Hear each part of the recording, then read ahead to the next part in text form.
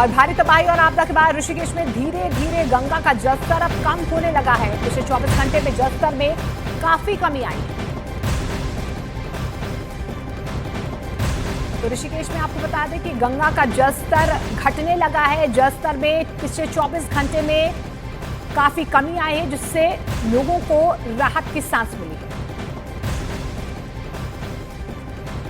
जानकारी के मुताबिक परमार्थ निकेतन आश्रम के पास भगवान शिव की मूर्ति बीते दिनों पानी में काफी हद तक डूब गई थी, जो साल 2013 के तबाही के मंजर को याद दिला रही थी। लेकिन मौसम में मिली राहत के बाद अब गंगा धीरे धीरे अपने पुराने स्वरूप में लौट रही है। अधिकारियों के मुताबिक त्रिवेणी घाट पर जलस्तर कम हुआ है। फिलहाल पुलिस ने पर्यटकों को गंगा घाट पर जाने से रोका हुआ है। साथ ही चोरी छिपे नदी तक पहुंचने की कोशिश करने वालों पर भी एक्शन लिया जा रहा है। उधर यूरोप के देश स्पेन के जंगलों में भड़की आग ने लोगों की परेशानी बढ़ा दी। वहां के कैनरी आइलैंड से जो तस्वीरें सामने आई, उसमें चारों तरफ सिर्फ आग ही आग नजर आई, जिसे बुझाने के लिए दमकल कर्मियों ने अपनी पूरी जान झोंक दी। लेकिन इसके बावजूद आग पर काबू नहीं पाया जा सका।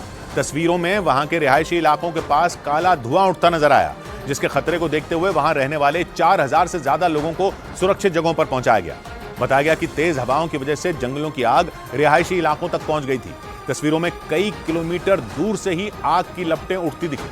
बताया गया कि वहां के मौसम विभाग ने आग की वजह से जंगलों के पास के इलाकों में तापमान बढ़ने की आशंका जताई। ऐसे में आने वाले दिनों में वहां रहने वाले लोगों की मुसीबत और बढ़ सकती है।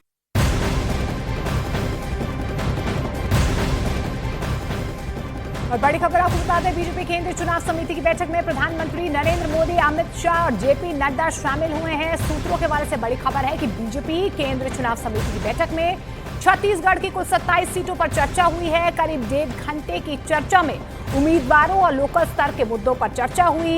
इस दौरान मध्य प्रदेश पर भी करीब 1 घंटे तक बातचीत हुई है। बताया जा रहा है कि प्रधानमंत्री नरेंद्र मोदी, अमित शाह और जेपी नड्डा की अलग से भी बैठक हुई।